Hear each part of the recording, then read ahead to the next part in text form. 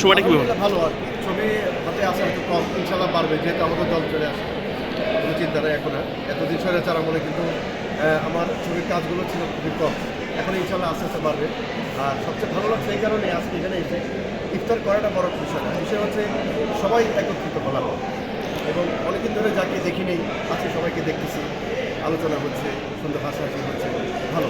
মাঝে কাজ বন্ধ ছিল, এখন বিএনপি সরকার আসছে, বর্তমান প্রধানমন্ত্রীর কাছে কী প্রত্যাশা? প্রত্যাশা বলেন, আশা বলেন, অনুরোধ বলেন এবং যাই কিছু বলেন, শুধু সরকারের কাছে আহ্বান জানাবো যেন আমাদের চলচ্চিত্র সুন্দর থাকে, ভালো থাকে এবং আপনারা সহযোগিতা করবেন।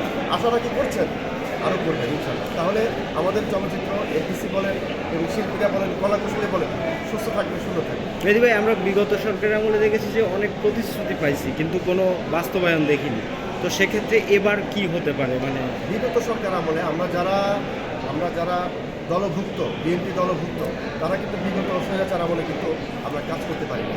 হ্যাঁ, কাজ করতে গেলে অনেক বাধা বিপত্তি আসছে। যাই হোক, ইনশাল্লাহ বাধা বিপত্তি দূর হয়ে দুর্বার গতিতে এবার আমরা এগিয়ে যাব এবং আশা রাখি সিনেমা হলগুলো বাড়বে এবং ছবির সংখ্যা বাড়বে ইনশাল্লাহ। মেহেদী ভাই, এই সময়ে মানে আপনার এখন কি ইচ্ছা হয়? আমি তো এই প্যাটার্নের ছবি করি, এখন তো আমাদের দেশে অনেক প্যাটার্নের গল্প হচ্ছে। ইচ্ছে না, যেহেতু আমরা এখন বিগত আমার তো এই পর্যন্ত প্রায় 700+ ছবি হয়ে গেছে, তো এখন যারাই গল্প লিখছেন বা যারা ছবির কথা আলোচনা হচ্ছে, আশা করি ভালো ভালো চিত্র আমি করবো।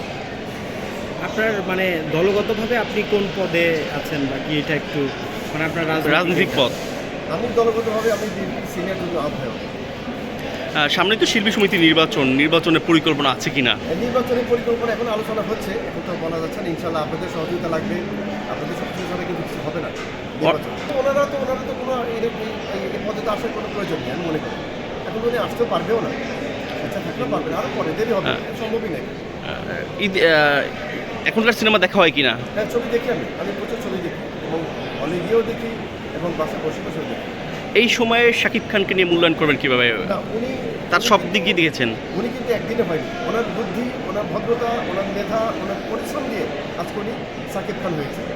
সাকিব খান তো হওয়াটা মানে একদিনে হয়নি, যে হয় সে বুঝে আমাকে কতটা পরিশ্রম, কতটা বুদ্ধি আমাকে।